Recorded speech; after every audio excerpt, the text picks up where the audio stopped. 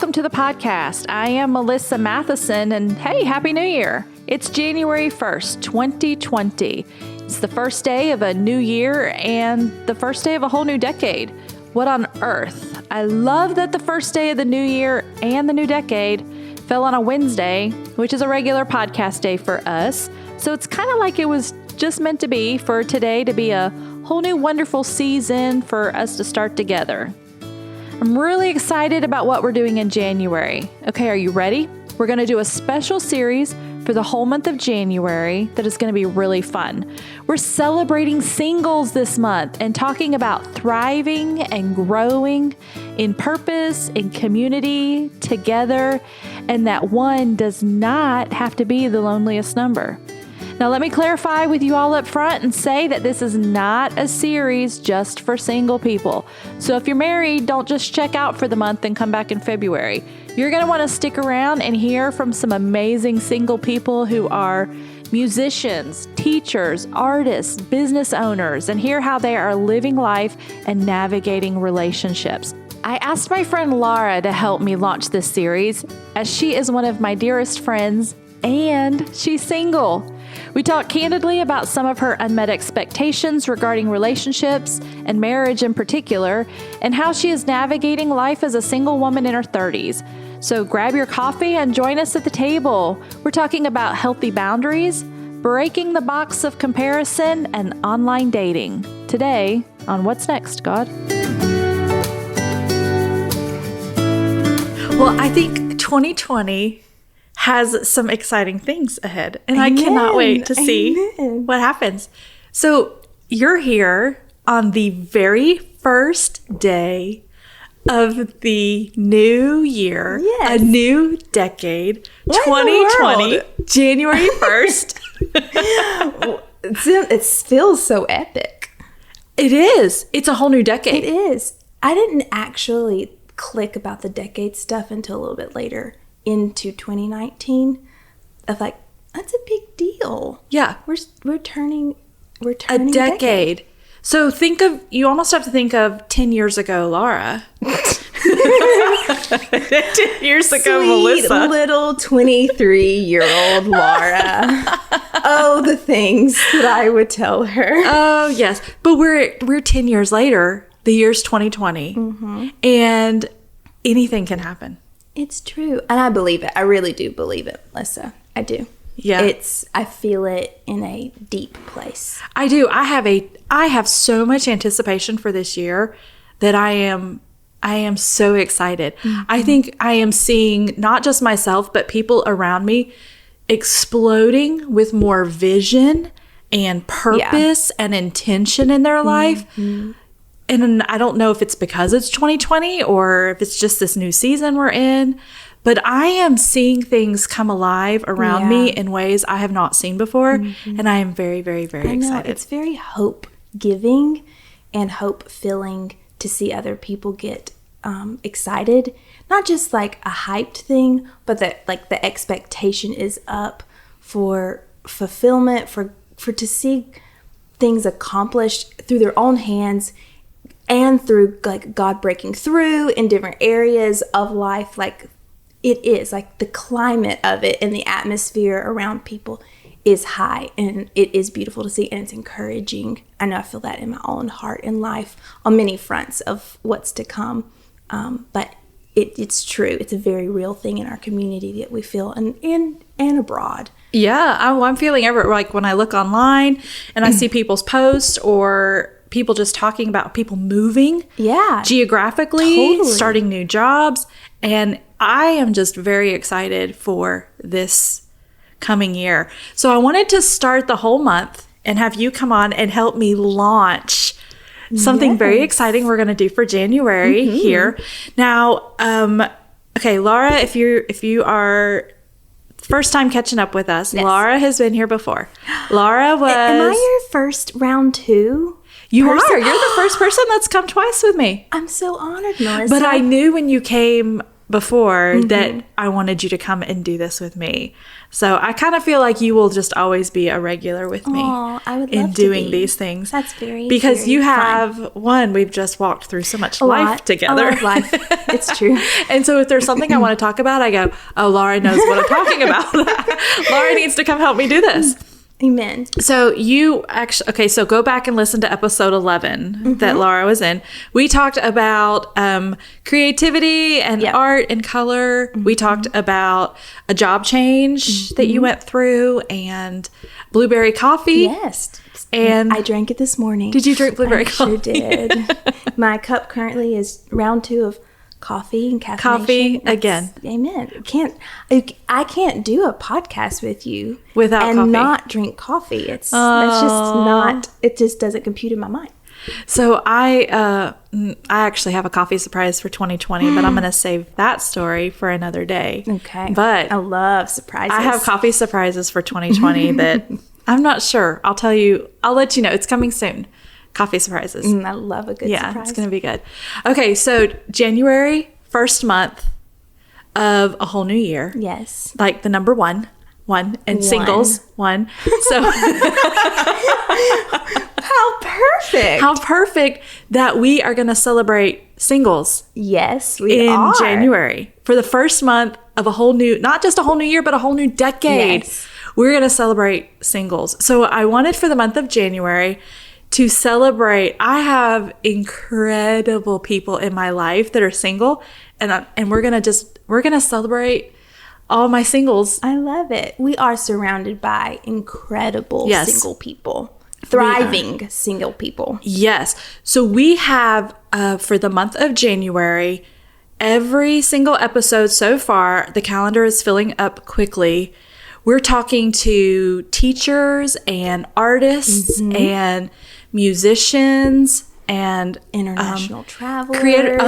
international travelers, creatives, all these kind of people. We're going to talk about them and what they do and how they do it. But they're also all single. So there may be a little single conversation thrown in there. So now if you are not single and you're listening, don't think you tune out. Right. These are some of the most amazing people you will ever meet and hear from, and you do not want to miss hearing about it. But if you are single, you may get a few little tips from Definitely. some of our friends that we're going to be talking to Absolutely. this month, and it's going to be really great. So, Laura, you're here to help me Yes. launch this because you are Single. And when I came in, I said, ready to mingle. But I don't know if I actually believe that. But I kind of do, but I kind of don't. You Yeah. know, it's fun to say together. So when I was single, because I've only been married 5 years to Dave, but when I was single, being single or people talking about singleness was a bit of a pet peeve of mine. I was also a single mom, and I did not like being lumped into these categories of, oh, you're single, or oh, you're a single mom. These need to be your friends. This needs to be your community. This is what you need to do. I remember one of our pastors who wanted me to start a small group when I was a single mom, and I said, I will do a small group, but I do not want to do a single mom small group. Yeah. I want to do about something else. Right. And I that's think not what defined you. Exactly. So I was a little hesitant about doing this type of series for January because I don't want to focus on people's singleness. But I want people to hear, because I think there's a lot of young people 21 to 25, 6, 7 who are single, and they feel like they are waiting on something before they can move forward. And I want people to know they don't have to do That's that. right. That's not what singleness is, that you are waiting for something or waiting for the next thing. And how people can have healthy relationships in community with male, female, single. You can have careers. You can step into your purpose. Yeah, life. Exactly. A real life, an abundant life. And you're not waiting for anything. No. So even though we are going to be talking a lot about singleness and dating with some of these people, it's really, we're celebrating people. Exactly. And I want you to hear stories from people. They just all happen to be single. So I just want to clear that up front, make sure everybody knows I am not like putting all these single people together and lumping them all together. They are not representing the single population of anybody their age. They're unique people that have their own opinions and thoughts, but are also really incredible and have gifts. They are just huge gifts to the world in who they are and what they do. And I want to talk about that. But we are going to talk about them being single too. Yes. So you are single. I am. Are you okay telling everybody how old you are? I sure am. I am 33 years old, and I love being in my 30s. I feel like I was made for my 30s. Oh, just wait till you turn 40 though. I love it. I have loved this turn of the 30 decade. Like I said, I feel like was made for it, and it also simultaneously has been these last 3 years of my life in my 30s, specifically as a single woman. I've been of course, setting it up for the single talk portion of what we're going to talk about. I have been single for 5.5 years, as in not in any type of dating relationship. Yeah, nobody. You haven't dated anybody in 5.5 years. I had a little sprinkle here and there of like a date here, a date there, but in way of just actual relationship. 5.5 years being single. Prior to that, I wasn't serious relationships. Yes.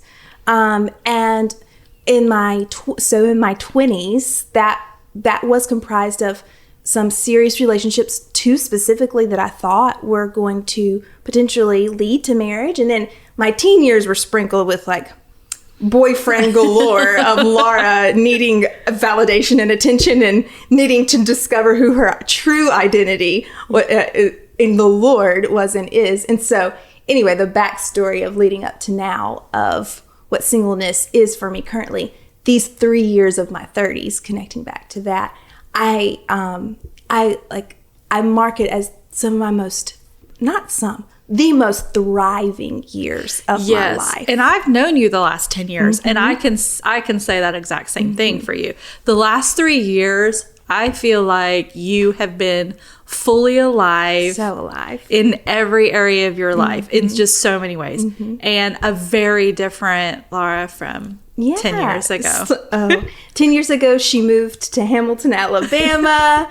10 years ago, she was working at a dental office. Yep, working at a dental office in town, doing administration, not really knowing what life was ahead, what was ahead in life. I remember thinking how even at that point, 10 years ago, 23, that my plan of what I had for my life was already not lining up with what I thought. Because in my early 20s, I thought, I'm going to get married at 23, and we'll be married for 2 years, and then I'll start having children at 25, and then I'll have 2 or 3 kids, and I'll be finished by the time I'm 30. I've had all of my children, and then we'll have the rest of our lives raising kids and living life, and so on and so forth. And I have not fulfilled that plan. Not married, and I'm so thankful. Not had kids. No, I'm not any of those things. And oh my goodness, I am so glad that Laura of 20, 23, 25 didn't experience it that way, because I love the life that God has given me, and I love I love who I am. Yeah. And married or not, this is God's plan for my life. Who I am is who He's created me to be. In singleness, in the beauty of singleness, I have been given the wide opportunity to live it out to the fullest, and in whatever that has looked like for me, the plan that God had for me. Right. And we're not saying that there's wrong for people that get married at 19, 20, and 21. So we're not saying that. We're just saying for Laura. Me, this was and is God's will for my life. Yeah. Doesn't mean because there's so many layers to living single in our Christian culture, and even in the Southern culture. There's a lot of taboos even associated to age and not being married. And so navigating some of that negativity, like singleness is something that needs to be fixed if you're older, has been really interesting to experience that on this end of letting God work in me and through me and living a vivacious, full life. Just, I don't have to try and change people's opinions. I just live out what God has given me. And it's like, she's doing exactly what she's supposed to be doing. She's being exactly what she's supposed to be. And it's what God has for me. It doesn't mean that those desires aren't there and that the reality of an unmet desire, it has all of those emotions and things to navigate attached to it. That is a very real thing. Yes. But it's not the main thing. So how do you, so those things, and I think you can also apply this to maybe you're not in the job you want, or not just, it's not just in about singleness or dating. Or not. Right. So how do you navigate those emotions? What do you do practically when you have a desire in your heart for something and it has not happened yet? Yeah. What practically do we do? For me, it was first a mindset, even a mind renewal. That for me, like, this is the pillar that I base my life on. God is good. Yes. His plan is good and his timing is perfect. Yes. I don't want to be outside of the will of God. And whatever is inside the will of God for my life, whatever that includes or doesn't include, is right where I want to be. And his plan is good. Yes. And if that is, for me, an unmet desire is marriage and family. But for me, this season doesn't include that. But that means this season is good without that. It's the best. It's what it's supposed to be. So it's a mind renewal. It's not an ABC 1, 2, 3, but it's a belief for that I am in the middle of God's good plan for my life. So that means if I'm not experiencing goodness, there's something I'm not seeing, and there's something I'm not partaking of. There's something that is available to me that I'm not letting myself experience. And so it is approaching life, whatever that looks like, married, single, unmet desires, fulfilled desires, is that God is good and he's exceedingly abundantly above all we could ever ask, think, or imagine. So we approach every bit of life, even when our hearts and our minds are maybe even onslaughted with hardship and unmet desires, that there is good to draw out of whatever I'm in, whatever season I'm in, because God is good. Yes. So let me tell you a little bit, something this makes me think of that might be a little different, that maybe most people don't think this way or feel this way, but I enjoyed my singleness. Yeah. Like, I had 3 children. I was raising as a single mom, and I was thriving in my singleness. My children were healthy. Emotionally, we were connected to an amazing community. Right. That we just were our family and our friends, and we felt whole in every way. Like, there was nothing in me that desired to be married. And I think that was when singleness was easy, because I didn't desire it at all. And in my brain, I thought, well, when my kids grow up and they've moved on, then maybe I'll think about dating somebody. It was never on my mind. And then there was one day, and I remember exactly where I was standing in my townhouse. I heard the Lord tell me to prepare to be a bride. And I was like, I just kind of stopped and I was like, wait, you mean like get married? Like, I need to think about getting married? And I got upset. I cried because I didn't want to get married. Yeah. Because all I knew was what had not worked before. Right. And it was not a godly marriage at all, with my kid's dad. And it was a very different, it was not marriage the way God intended it. So that was the only experience that I had. And so for God to tell me, hey, you're going to get married again, I was like, oh, I really just don't want to do that. And the turning point came for me when it was this whole God is good. Yeah. And I said, but God, if you've created marriage and you've ordained marriage for a man and a woman and it is good, Right. then I have to trust you that this is good Exactly. for me to be Trust. married. You have to trust. Yes. Because it was not what my mind wanted to think about. So in the reverse, it could be if you are single right now, it is good Yes. that you are single because this is what God has ordained for That's right. you for this season, and you can have peace in that. Absolutely. That you were exactly where you were.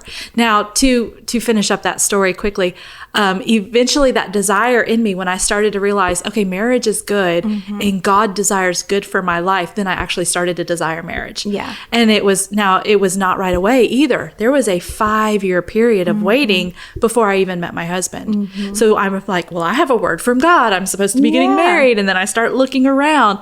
Don't do that. Yeah.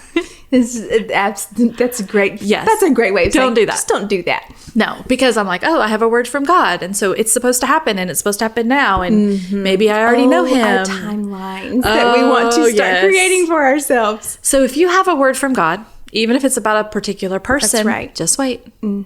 Just wait. Yes. There's an appointed time. It's an appointed time, and our times are in His hands, and His timing is perfect.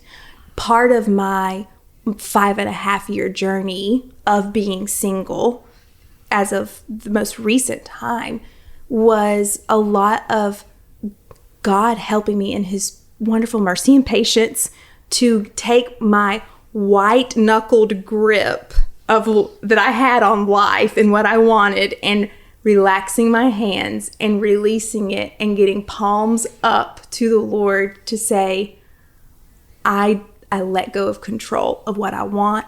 I let go of control of my Yes. timeline, my expectations, everything that I think about myself, everything I think about what I should or could have, all of it. It is yours, Lord. And it's that letting go of the needing it to work out in a time frame and a timeline is so freeing. Because Yes. you will continually be frustrated and continually have your eyes set on the wrong thing if you're looking for it to line up with a time, not looking at who is the most trustworthy with time, and that is Him. Yes. And He's good. He's good. He is good. And He is faithful, and He is trustworthy. So let Him be who He is and rest that His timing is perfect. So do you think about marriage? Like right now, do you think about it? Absolutely. Every day. Melissa, I have a beautiful life. I'm surrounded by amazing people, amazing friends, family, community. My work that I do, what God's given me to put my hands to, I'm fulfilling God's call on my life. I know that. But at the same time, and I love that you asked that, because I want to clarify. Above all that, the desire of my heart that is greater than those things of what I'm fulfilling in life still is to be a wife and a mom. Yeah. Like that is continually not hovering in a bad way. It exists because God put that in me. you. It is who God has created you to be. Absolutely. And it is one of those And I'm areas in sure your of life that you have not stepped into the Correct. fullness of Right. yet. So you are waiting on technically a word from God about, like, He has given you this word. Right. I have created in you a desire, and I have put in you to be a wife and a mother, and you will be, but the vision is yet for an appointed time. Yet for an appointed Habakkuk time. 2. Though it tarry, wait for it. Mm-hmm. It will surely come. But in the waiting, so you can still have the desire. Yep. Now, don't fantasize. No, those vain imaginations. It's a real thing. Yeah, it is. That is why the scripture says, take captive those thoughts, every vain of that imagination that exalts itself above the knowledge of Jesus. Those things that, yes, maybe the foundation is rooted in a desire that God's given, but letting your mind spin on things that God's going to take care of way better than we ever could in and of ourselves.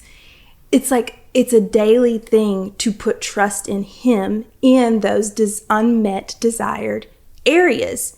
And yes, and I'm a visual person. I'm an imaginative person. And so every day it is okay, Laura, rein in the imagination story timeline that I start getting myself in of wondering. And there's nothing inherently wrong with making thoughts and turning them into... write the vision and make it plain. Yes. But you don't set yourself up to put yourself in some box that it has to happen this way. Particular way. Because I did that and I almost missed it with my husband Dave because it didn't look like what I thought it was going to look like. And it just didn't, what I had imagined in my mind, it wasn't happening that way. And I almost missed it. Because it didn't look like... Spirit. I know. Thank you, Holy Spirit. Thank you, Jesus. And thank you that you have an ear to hear. Because I heard it was on our first date, and I heard, when I was thinking, nope, I don't think this is it. And I felt like the Holy Spirit said, just wait. And I was like, I'm going to marry this one, aren't I? He this got is the one. You got him. But it was not a day. It was not anything like I expected. Yeah. And I think that sometimes we have to think, or we have to remember that God works in all kinds of ways. And that if we try to put Him in a box, we are sometimes going to not see the blessing and the fulfillment that we're walking in. Sometimes even like right now. True.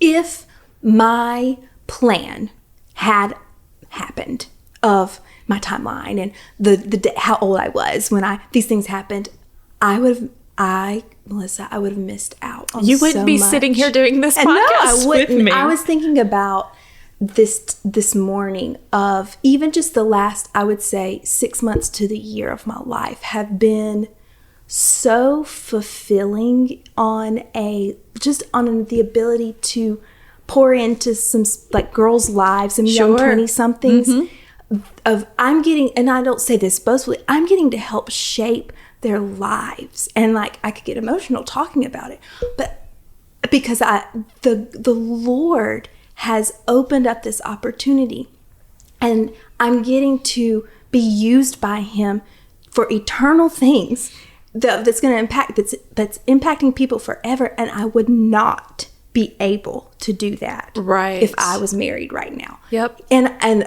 it's sometimes for people that are currently single, that their thing is the not married yet scenario. You describe like they're waiting, they're holding on to life without living it because they're waiting for this thing to happen. If I would have stayed in that waiting room position, there's so much of His fulfillment that could not have happened. And I know, and sometimes this is hard for people in that state to hear, that single season to hear, but I'm thankful that I'm 33 and single. And that's me. That's big. You know it. Like I wouldn't have changed it. I would not change it and trade it for anything. Because I can see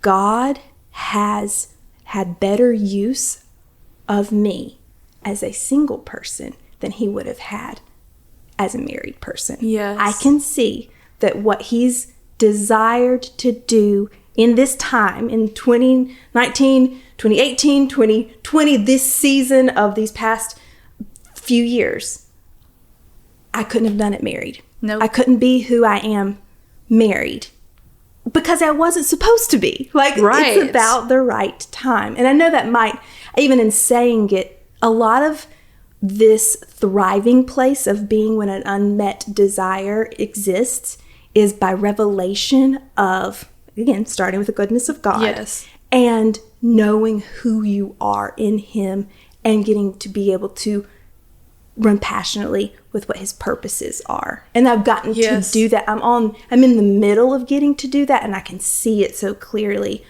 But I've had this breathing room of life where it's just me. I have an incredible family, I have incredible friends, but because I've gotten to just take the reins of life, me and God together, I have had this breathing room to really know who I am and become who I am in maturity and in fullness. And I've loved it. Yeah. It has been hard and wonderful all at the same time. I want to say something that I hope is going to set some people free. If this thought, I want you to take this thought I'm about to say, and I want you to sit, if you're listening and you're single, I want you to think about this, because it's so simple, but it's really what changed a lot of things for me. You are unique. Yeah. There is nobody like you. There is nobody like you. You are like one of a kind. Who you are is unique. God's purpose and plan for your life is only for you. That's right. And it's not going to look like anybody else's. No. It doesn't look like anybody else's. It is yours. So there can be no comparison. Right. Like you can't go, well, this isn't happening to me like so-and-so did it like this, and this worked for so-and-so to do. Right. So even in listening people that you're going to hear in January talk about their own experiences, these are their stories. That's right. Individually. And we want you to just be encouraged to go, everybody's story is different. And everybody's timeline looks different. Exactly. And so you don't have to be disappointed when you're not married at 23 because that's not your story. That's right. And you can live fully in your story when you realize and can celebrate that your story is not like anybody else's. Exactly right. It's going to be its own story. And it gives you the freedom when other people get what you want to celebrate them, because they're fulfilling their story. Their story, the timeline God had for them.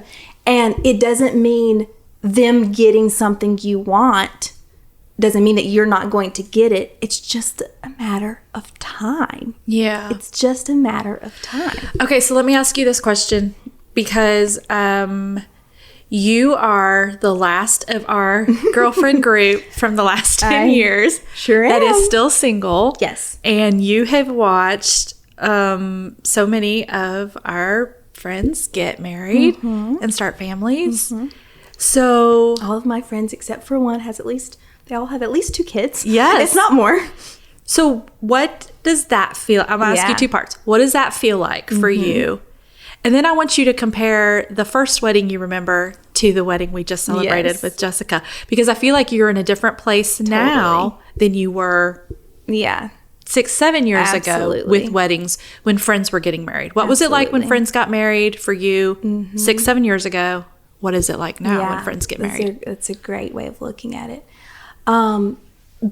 So 6 and 7 years ago, when this is a little bit before like the Lexis and the Julies and all of those, but we were all we were all kind of in the same boat together of being single, some dating, some being engaged, and that process began. And it's funny, I always thought, this is just another little nugget. Oh, Laura, I what'd you always think? thought I was going to be the first. Yes, you did. And we all thought you would have been the first too. No, we all thought that too. Yes, I we would all have thought been that. the first because of my nature, the relationships I had been in. It wasn't a weird thing. It was it just would have been not a surprise if it had been you first. If you would have told all of us then that I was going to be the last, we would have not believed it. That's why God doesn't tell us those things, because we wouldn't have been able to handle it. No. So in those early days, it was easier. I'll say it this way.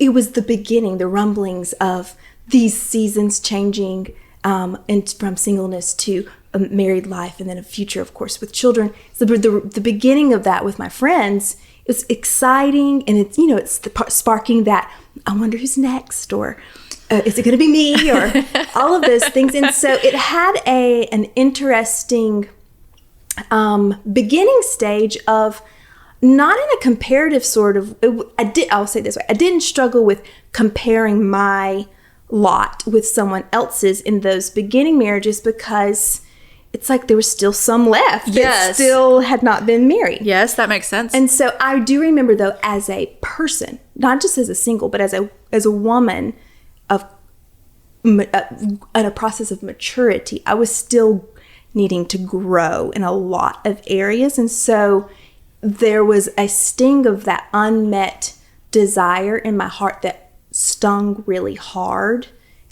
even in those beginning stages, because I just still had that white-knuckled grip on my life of wondering when. So fast forward, I'll pause before we get to the most recent. So specifically, I'll use Betsy's wedding as an example. 4 years ago. 4 years ago. Yeah, this month. She was also my roommate of over 3 years before she got married. And Melissa, that one was very hard for me. Just being very vulnerable. It marked a total switch of what my life looked like. Betsy became one of my best friends, like a sister to me. Yeah. She gets married. Of course, they stay here in Hamilton. It wasn't like I was but she's married now. We lived together. We lived life together. We were inseparable in some ways, worked, lived, all of that together. And I remember, too, my journey of a maturing woman. That was a turning point of saying, okay, I've got to learn to stand on my own 2 feet. Because up until that point, there was a Betsy and a Jessica. Yes. The three of us, like I leaned they were my comfort blankets. They, as a person, as a trio, like that was like my banner of confidence. Oh, that's so interesting that you're bringing this up. I just really had to have those security blankets. I didn't want them ripped from me, but I had to have them ripped from me because remember, Betsy got married and Jessica moved to California. All within a few months of each other. Laura. And it was just me. And so I do remember that. I had a interesting experience navigating that. It was one of the hardest emotionally and internally times of my life because I was feeling those security blankets ripped from me. But it was so God. It was so God because I was holding myself back from who I really was supposed to be as a woman, standing on my own 2 feet, confident in God, confident in who I am in God. And I was on that path, becoming that, but I needed an acceleration. And those security blankets were ripped from me in a good way. I say ripped, that sounds violent. But I had to have that to thrust me into, okay, Laura, what are you going to do with yourself? Who are you? Because you had really put your identity in these relationships. I had. And I didn't even really know it. Yeah. But I felt it when they were taken away. So interesting. So in all of this, I mean, all of this time, singleness is a part of the picture. Right. It didn't have the relationship side of a companion to, again, be someone to step in and fill that void. That wasn't God's will for my life. I had to learn, and I had to learn to stand on my own 2 feet and be comfortable in the skin that God had given me, which was just a whole other conversation for another day. But fast forward. Yes, to our most recent friend wedding. Our most recent wedding, the last before me. And she's your best friend. My best friend, Jessica Smalley. You have the same birthday. We do. Both born on May the 5th. And we were instant best friends when we met 10 years ago. Inseparable, like sisters. Her parents live next door to me. And so we have been inseparable all of our lives. And I was the maid of honor in her wedding in July. And that marked the end of, not really the end. It marked the moment of, okay, now I am the last one. And honestly, Melissa, and I've shared this with a couple of people. It's just being vulnerable, and I'm open about it because I do believe it will help people. Those months leading up to Jessica getting married, I was already in a place of like being really good with the Lord, being in a place of thriving as a woman and who he's called me to be. But those few months leading up to her getting married were very, very hard. Really? Yeah, they were. And I actually didn't know why at first. I was feeling the depths of the emotions of the hardship, but I didn't know why it was so hard. Yeah. And so in just my time with the Lord and praying through that and asking like, okay, God, what is going on? What really is this? Because I knew it wasn't Jessica's getting something that I'm not getting. We were so beyond, like I was like fully on the celebration train of, I'm so thankful because Jessica's wedding, she's 32. It's not like we all got married.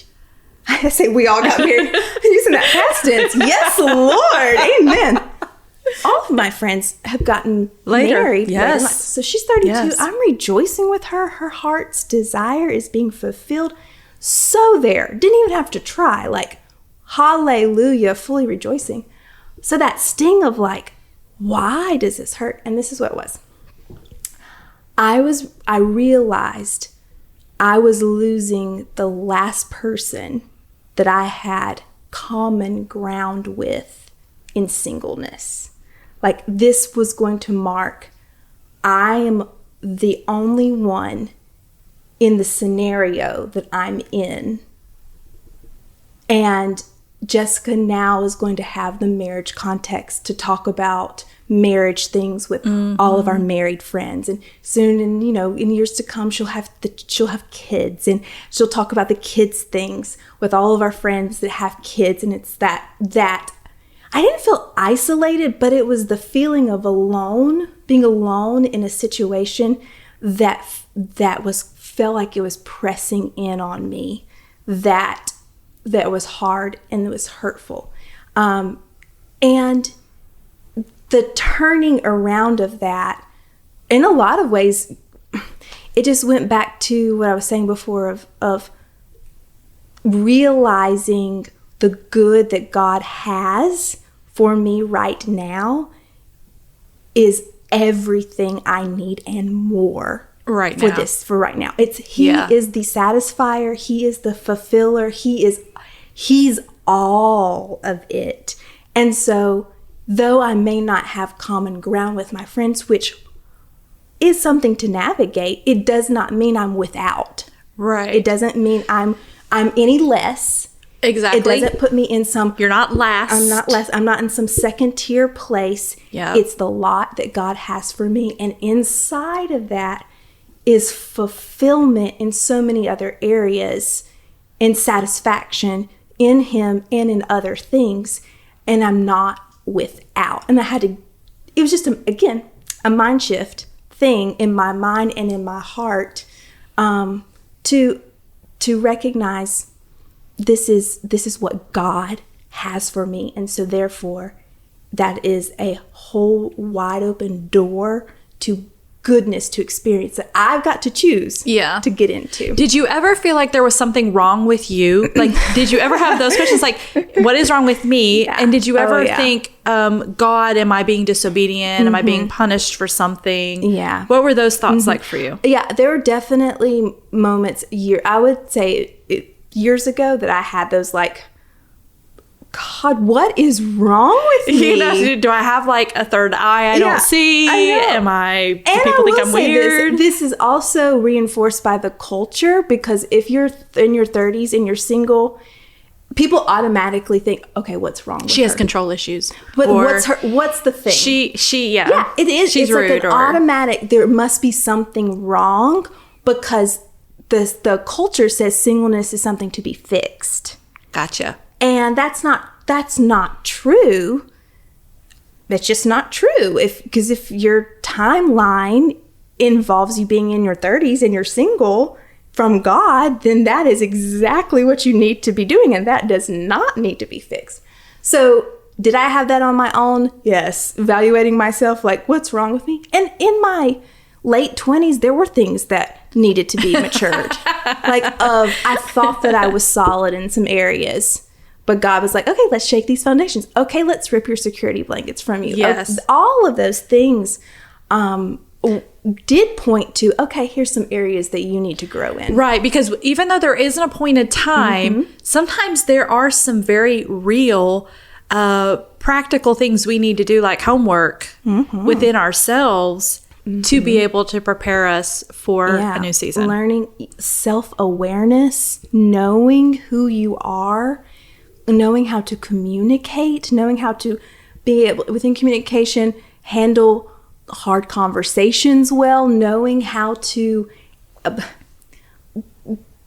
be mature in problematic situations. Like all of the things of adulthood that we as adults need to be strong pillars in society. It's like, if you can learn that before marriage, yes, there's going to be a lot to navigate when marriage comes, but you're coming in with some goods, prepared for a different type of relational season that's going to, I know from what I've been told, I haven't experienced yet, will pull out those things. I'll tell you where you do have experience is with roommates. Yeah, that's true. So a great way is, how do you live with other people? How well do you live with other people? So You've had incredible roommates, probably. Really? I don't even know how many, 27?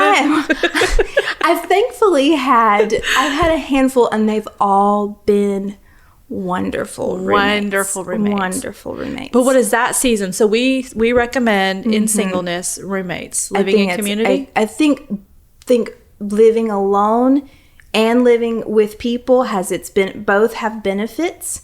In responsibility, I think it's good for people to figure out how to do things on their own, but in way of relational development, interpersonal maturity, yes. Roommates, you are going to learn so much about yourself and how you handle things that you need to handle in conversation, and rubbing people the wrong way, and relationship building. Period. Exactly. I say all those things in the back of my mind. Like, I literally have been given some of the best people in the world to live with, and I've had it very easy. I've been given wonderful people to live with. So let's talk a little bit about male-female relationships, just friendships and period. So what do our friends groups need to look like in singleness? What do yours look like? Because your friends are not all single.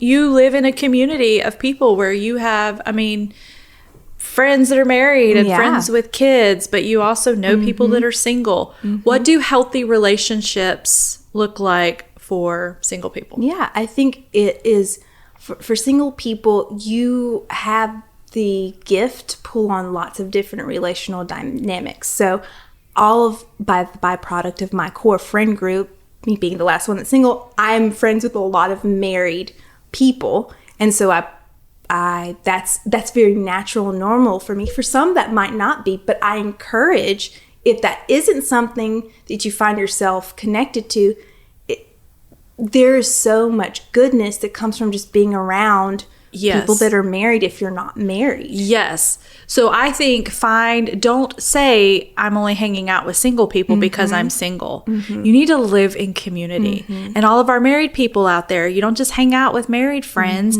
You invite people into your life, single, young, old, married, all of them as people into your... It's so valuable. It is, because it helps you grow as a person. Yeah. And you're able, as from the single perspective to people that are married, you get a front row seat to that other type of relational dynamic with how they communicate, with how they relate to each other. If there are kids involved, like their parenting strategies, like I've learned, and I know I'm not set up fail-proof to go into marriage with tons of knowledge. Will learn tons of things, and I will probably mess up a lot.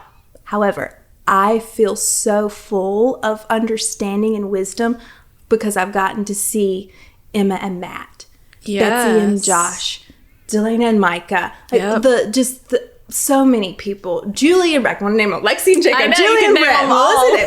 I want to name them all.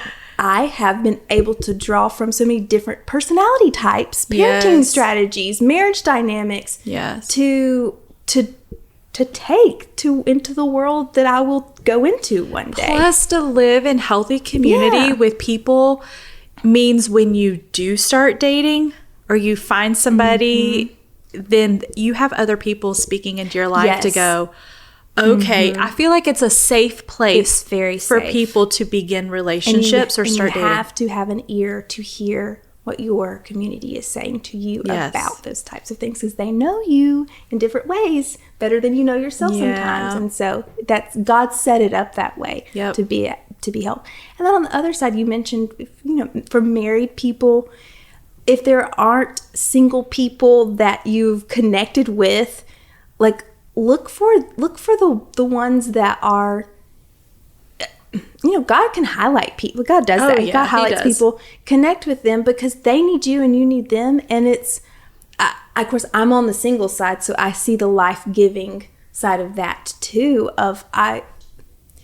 Even before Jessica got married in July, she was already living in California. So with Betsy getting married for the past few years, I've had that side of me of I'm here in Hamilton, Alabama. All of my friends that are here in Hamilton, Alabama are married.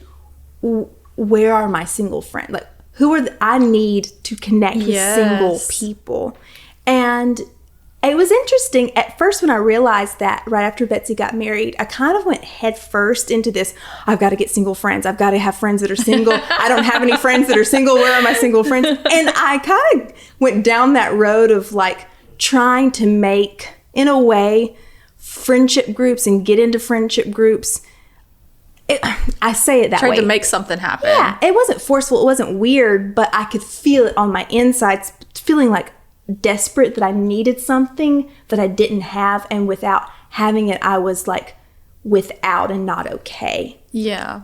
But the Lord pulled me back from that like kind of extreme thinking and just let things happen organically. And now I of course have my incredible close knit group of married friends, and I have a great crowd of people, a crew of single friends. I work with some of them. You mentioned guy girl dynamics a bit ago. Yeah. Like some of my really good single friends are guys. Yeah. Specifically, we talked about creativity the last time I was here. One of the people that's spoken into my life the most as a creative is Travis Benish. He is one of my single friends. We have a great friend dynamic, and he's been instrumental in this single season and in me exploring creativity and all that God's been doing in my life in that arena. He's been a pivotal part of that. And so there's lots of there's communication, there's time spent together, there's dynamics involved with all of that that's healthy, and it puts fuel on those areas of passion for him and for me. And that's been a really healthy example of pressing into those dynamics that are there with the single world, and there's guys and there's girls, and they're all younger. So a thing that I'm navigating too, it specifically, is they're all younger than me. I'm again 33. I'm not the only one here in my 30s that's single. I'm not. But there's not many. Right. Most are still in their 20s. Yeah. My roommate, she's in her 20s. And so it's a different dynamic in that way too. But I embrace that for all the goodness that brings. Most of the time, like, the generation gap does not show, but then there are those times where it does, of like pop culture or like interest of things. Yes. And so it's just fun to navigate that. And in a lot of ways, though it's only maybe 5 or 6 or 7 years, it kind of has kept me a little young. Like, it has. It presents. I'll use Kirsten, my roommate, as the example. Like, she lives life vivaciously. She's an Enneagram 7, and she is just going, and she keeps me young. Like, she keeps me laughing, and she keeps me young. I'm not old. I don't need to be kept young. No, but it's like, that is the single demographic around me, and it's not something to approach of like, oh, I don't have people to connect with. It's okay. There's good stuff all in and around these wonderful people that you've talked about before. We're surrounded by amazing single people. We can learn something from everybody. Yep. Everybody has something that we can learn from, whether they are single, married, young, old. You work with them, you eat dinner with them. Something to learn from everybody. There's so much truth. So in that. what does dating look like now? Because I haven't dated in over 5 years. But like what is Okay. So what would be like a good first date? So what is a good healthy first date? Yeah. Like what does that look like? Okay, I think that looks like Are we meeting people online? I am not meeting anyone online. Okay, so I said that strongly. I don't believe online dating is bad necessarily. I don't have anything in me that desires to go So that you have route. no experience with No. this. Okay. And there's multiple reasons. Number one, living in Hamilton, Alabama as a single woman, I have no desire to like use the online world to meet people close by necessarily. And I'm not really looking in like Tupelo, Birmingham, Huntsville, like, I just haven't increased that circle. So it's just not even something. And honestly, Melissa, this is me. This is 100% This is me. you. This is just Right. me. This is just your opinion. I don't think I would be attracted to someone who does online dating. I know that's a staunch statement to say, and I am open to be wrong, but like someone I just don't think the type of man I'm going to marry is going to be looking online for his wife. Gotcha. Does that make sense? Yeah, that makes sense. That makes sense. So again, that's me. I don't think it's wrong. And I know there are people that have met and married and have had great relationships with people online. Our tiny, wonderful town that we live in has made that a little bit. See, I would think that would almost be a reason for people to want to, because there is nobody around here to meet. I guess too. But we also have like, in our culture, we think nationally, we think globally. And so far-reaching, distant relationships is not a far-off thing. And so I could see where people in our community would feel that way. For me, it's just never been a draw. That even in and of itself has not been a draw. I think one of the downsides to it, and this is from somebody that dated her husband long distance, there's something to be said with face-to-face, in-person interaction, because sometimes even, I tell my daughter right now who's dating, texting, you can get into this whole world of texting with somebody, and your emotions are... It's just not real. Exactly. I mean, it's the person's real. They're saying these words. Yes. But the way you're hearing these words that are being typed on a screen is not real conversation. Exactly right. It's not authentic. There's just something that has to be done in person. Absolutely. I teach a communication class at RSM, and this is one thing that we talk about a lot. And I'll give a little tiny statistic that exemplifies exactly what you're saying. Communication is only 7% vocabulary. So when you are texting, you are only utilizing 7% of what communication is. You're only seeing words. When it comes to nonverbal, when it comes to body language, when it comes to tone of voice, that's all in the world of the other 93% of communication. What on earth? So I tell my students, and we'll stress, I'm about to teach this in a few weeks. We're going to go through it in the first quarter. Real deep conversations, legitimate communication cannot and should not happen over text, email, social media. Because yes, there are the days of emojis. Yes, there are days of, ones that... What are they called when they do the expressions yourself, like we were doing the other day? The avatar things? Yeah, the memojis. The memojis, Yes, those exist. That does not replace human face-to-face, phone or FaceTime interaction where you can hear what someone sounds like, where you can feel what they are saying. You cannot replace that. Yes. And when you are looking at a text, you are only seeing 7% of what they're communicating. So interesting. It's a whole world, and it's the generations coming after us. That is the main They live in a avenue. digital world. Yeah. And so there's just I could have a whole other world of talking about that. Yeah. But it is a very real thing. And again, connected to getting to knowing someone dating wise, like to answer your question before, what would that need to look like in a first date scenario is good conversation in person. Yes, on the phone. Yes, FaceTime if there's distance involved, but carving out time to have a cup of coffee or 2 or 3 or 4 and have really great conversation. So how, you don't have to tell us names, but how have you met some of the other people in the past that you've dated, whether it was a long relationship or little dates? How are you meeting them? Yeah. The people like that have had a sprinkle. You were living here in a small town, and you're dating people. It's only God can.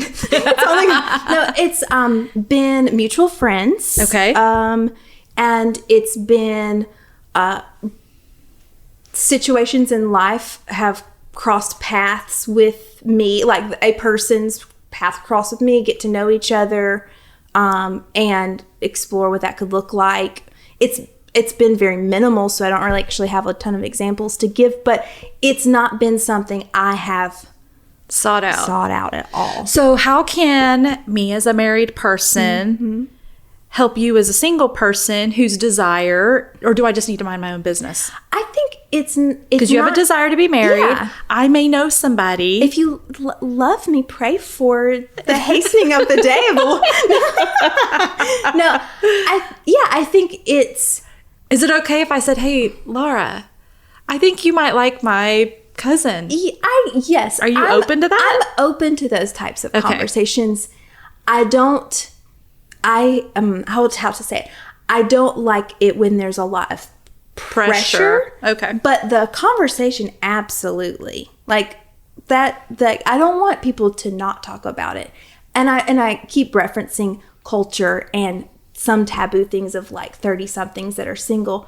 Some people don't really know what to do with that, and so they don't talk about it. And that, from my perspective, is not a good thing. Like, talk about, ask the questions, initiate the conversation, suggest the person. Like, again, singleness isn't something to be fixed.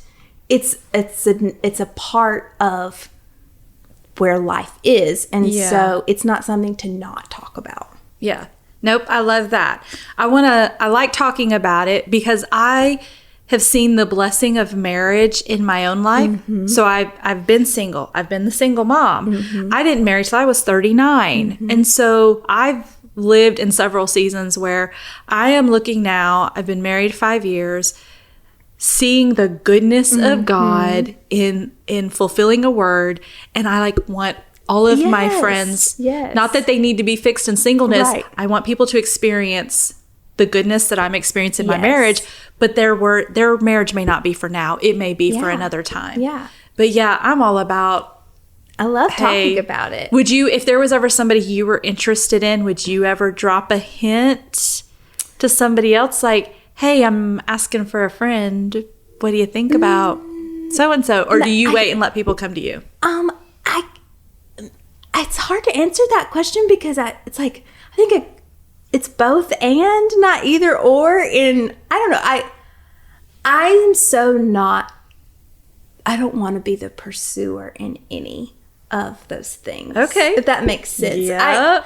I too. Melissa, and this is just your personal feeling on that. And I'm not opposed to once connection happens, like being an initiator within like a conversation or whatever that looks like in getting to know someone. But the initial state, like for me, I'm not hiding myself, but I'm also not in a pursuit position. Gotcha. Yeah. And so I'm not making things happen. I know from the Lord that when I do get married, because you will, it's going to be one of those things that people look at and say, only God could have done that. Yeah. And I know it's possible, and I know it will work that way because I've seen it in all of my friends. It's like only God could have put that together. Only God could have cross this path and that path at that time, at the right place in that Yeah. season. And it's just marked over and over and over again. I have a stream of testimonies just screaming and shouting with joy towards me of God's divine involvement in those things. And I'm not, it's not about me waiting on that. Like I have this, it's just, I know it's going to be one of those things that God is ordained, and at the right time, it's going to be easy. Yes. It's going to progress smooth in the sense of God's got it in order and he's going to take care of it. And I'm not going to settle and try and make something happen outside of his will. Can we set people free? I don't know. I think you would agree with me on this, that you can go out on a date with a person. Oh, yeah. And You don't have to marry them. Yeah. You don't have to marry them. No. You don't have to take a second date No. if it doesn't work out, No. if you're just not interested. You set your expectations up appropriately on the front You end. just go in and have fun. And have Get fun. to know someone. Have a great conversation. Eat a good meal. Go visit an art gallery. Like, enjoy being with someone new and let it be what it's going to be. So Take how the pressure would, off. How would somebody end something and decline a second date when you live in community or maybe you share friend groups? Yeah, that's a great question. Do you have to communicate? And I mean that don't let something string along. If you're feeling this is not it, talk about it up front in an honorable way. It's not sliding. It's like if the girl is saying, this is not a lineup of a match. I'm not feeling this progressing. You got to just be able to say that. And it's not a slight on him, or if it's him and her, it's not a slight on her. It's just the awareness of yourself in connection with the Lord's leading and all of that, and listening to where his involvement, because he's not going to be shut out. He shouldn't be shut out. What would you do with all of your friends who are like super excited? Yeah. Like two of our friends went out on a date and we're so excited, and then you have to navigate telling your friends, and you navigate but it in honor. Yeah, totally. It's not about right or wrong. It's just about processing didn't life work. and living life together. Like, Yeah. I know from personal experiences and seeing other people do it, like, sometimes you have to work with the people. Sometimes you have to, day in and day out, be in the community together with these people that you've had these types of experiences with, and you be mature. Like, this is why you have to grow and be a mature adult that knows yourself and is confident in God and in all that he's done in your life, and love people. Yeah. And you process it. Does it have a time frame of it might being a little awkward? Maybe. It might. But you get through it. Like, you don't stamp that happening as this means this can never be not awkward. That's not true. Yeah. Because I think living here in a smaller community where everyone tends to know everybody, I think that's sometimes what keeps people from asking somebody out that they're interested in, because they're afraid, okay, it's going to throw everything off forever. yeah, if I do this then and it doesn't work out, nobody else is going to want to go out with me because they're going to remember that I went out with so-and-so. Yeah. And we just got to give people permission. Exactly. Hang out in friend groups. That's a key. To know. That's a key. Like, don't put the pressure on the front end to to have to be by yourself and to do things with the people that know you, know them. Like, it does, like, This is healthy dating. just be wise. Like, don't put yourself in situations. If you're apprehensive on the front end and you're feeling like, I don't know what this is, don't have certain serious conversations. Like, there's so many things that you don't talk about on the front end. Like, talk about your interests. Talk about you shouldn't be diving into your depths of your testimony on the first date. Of what God's done in your life on your first date. Healthy boundaries. Yes. So first date is fun, light, interest and hobbies, and travel experiences and where you like to go on vacation and what you and your family do for fun. Like, I know I'm not a surface conversationalist. I enjoy the deep talks. And there's a time and a place for all of that. Yeah. And you should go there, because if you're a deep person, you're a deep person.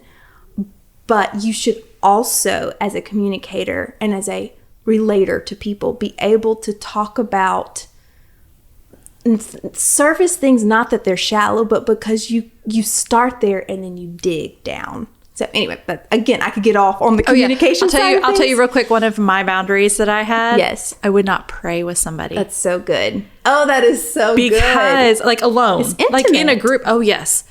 For me, for people in our community and our faith that believe the way we believe, prayer is very intimate, personal. Absolutely. It is our connection with God. And I remember one guy that I cut him off on the phone. He wanted to pray with me before we hung up. And I was like, sorry, I don't do that. Yeah. And I hung up and I was like, I freaked out. I had to apologize later and explain, like, that's just not something that I absolutely. That's a great And so I did not pray. It's very wise.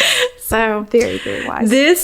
I am so excited for the rest of January. It's going to be so good hearing from all of these different perspectives and gifts and talents and age groups. And we have male, female. We have all kinds of unique voices that are going to come and talk to us in January. So good. And I'm super excited. I can't wait to hear. I am beyond grateful for you to come and to do this and to help me launch this, because it's something that I love and passionate about, because I had my own years of singleness for so long, even though they looked different than somebody who didn't have kids or somebody in their 20s. But I remember that, and we didn't talk.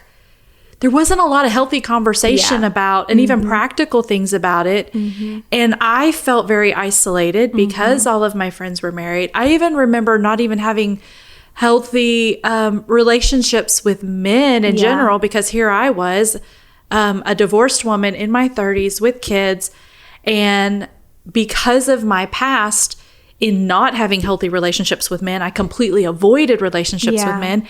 And I remember the Lord telling me, I've given you brothers that need to speak into your life, and people that have wisdom, and being able to open myself up in building relationship with all kinds of people, young, old, married, single. And it brought a wholeness to my life in where I was that I really want people to experience. Yes. Even married people right now, you may go, wow, I wish I had heard that. Or somebody had told me that. And this is going to be something you're going to be able to share. It's true. With your own kids one day, or maybe you have a sphere of influence with younger people to go, hey, you really need to get connected with some of these people, because you're going to want to hear what they have to say. So good. Really want this to be a resource for people, an encouragement for people where they are, and for them to just go, I am not waiting. That's right. I'm not waiting. Like, life is here. 2020 sees it. Is here. Yes. And we want this to be a springboard for people, all people, to step into the fullness of who they are. Absolutely. And I am excited to celebrate singles in January. I'm so thankful to be a part of this on the front end, and honored that I get to do this with you, Melissa. You're going to have to keep me posted as you start hearing them, and let me know your thoughts. I will. Okay, guys, did I mention that I'm excited about this series we're doing in January? I cannot wait for you to meet some of my incredible single friends and hear their stories of how they are living their life and fulfilling their purpose in the earth.